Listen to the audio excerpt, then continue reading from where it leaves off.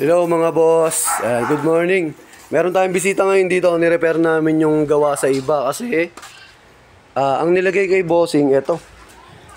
So, ito kasi sobrang taas. Ayan, pakita ko sa inyo. Ayan. Grabe yan. Tignan nyo. Napakataas ng nilagay kay boss. Ngayon, pag inuga yung top load, gumaganito to. Yan. Kasi ipit lang siya eh. Ipit lang. Wala siyang tornilyo sa ilalim. Ayan o. Kita nyo ba? Yung sa ginamit kasi namin, may tornilyo siya sa ilalim dito. Ayun o. Kita nyo. May tornilyo. Ayun. Dalawa yan. Saka na dito sa loob isa. So, mas nakakapit siya sa rope rail. Sa crossbar kaysa yung nakaipit lang. Ayan. Tapos, yung taas niya, sakto lang. Ayan o. So, sakto lang siya dito. Hindi siya masyadong mataas. Yung isa kasi sobrang taas. Kaya pag inuga mo yung top load, sumasayaw yung top load eh. Ayan, hindi na yan. So, ni-repair. Taga-akon pa to si boss. Tawag dito. Rizal, kalayo pa na ito. Ayan si Uni. Nalagay yung takip. Yun na lang, boss. Tapakan mo na ng blusa. Baka malaglag. Ayan. Kuha mo na lang yung silicone. Dala natin kahapon. Nasa sasakyan. Ngayon, okay na eh. Ayun, kahit alug-alugin na yan mga boss. Ayun, wala na siyang palag. Tignan nyo ba? Ayun, oh.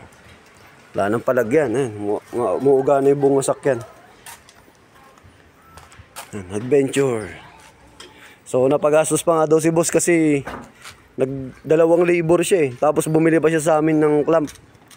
Yung pinaka-bracket, di katulad nung pag sa amin na lang daw sana binili lahat, mas makakatipid siya. Tapos ang problema pa dito, to, yung kinabit sa kanyang rope rail, sa blade din. Ayan, kasi imbis na dito sa gilid para matibay, nilagay sa gitna. Ngayon, pag may karga siya, gumaganon yung bubong, nagbabibrate. Ayan. Pero ngayon, okay naman na, naayos na namin. Ayan. All goods na yan, all goods. Lagyan mo na. Patuloy na lang natin yung silicone, sir. Okay na yun. Ba't maluwag yung isa, ano? Ito. Maluwag ng konti eh. Nilagyan na lang namin ng silicone sa loob. Ay, para dumikit. Para hindi siya malaglag. All goods na. Pinapaliwanag ko kay bossing eh. Kaya gumagalaw yung crossbar niya kasi ito, walang tornilyuan. Ipit lang to eh. Nakaipit lang yung crossbar. Tapos, may bolt dito, pang ipit lang. Hindi siya naka-bolt on dun sa may crossbar. Ayun. Hindi makita eh. Dito sa liwanag. Ayun. Ipit lang to eh. Ito yung isa ilalim. Ayun. May rubber lang siya. Tapos nakaipit. Yung sa amin kasi naka-bolt on yung loob. Ayun. Ito. Saan ba yung ipit na ito? Ito. Labas natin. Saan? Tapos ang problema pa nito, boss, yung ipit nito, plastic. Labas natin na, mga boss. Hindi natin makakuha eh. Ito. Ayan o. Tingnan mo, boss. Walang tibay yan kasi yan lang yung nakaipit sa kanya sa loob eh. Walang tibay yan kasi isipin mo, boss, ayan o, plastic lang to mga boss eh. Ito tayo sa maliwanag. Ayun o. Plastic lang siya eh. Nakaipit siya sa loob. Tapos ayun, may tornilyo lang. So, gagalaw talaga. Ayun. Ibalik na natin. Ayun. Nandito yan eh. Nakapasok dito sa loob. Yung plastic. Ayun. Plastic lang yan. Ganyan. So, gagalaw talaga. Mga boss. Pero okay naman na yan. All goods na. Napagastos ang si boss kasi nagdoble siya. Ayan.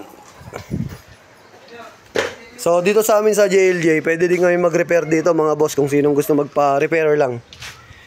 So available yan sa JLJ Car Accessories, Motomac Works. Sa yung vlog natin, yung JLJ Car Moto Vlog. Ayan. Doon yung Motomac Works natin.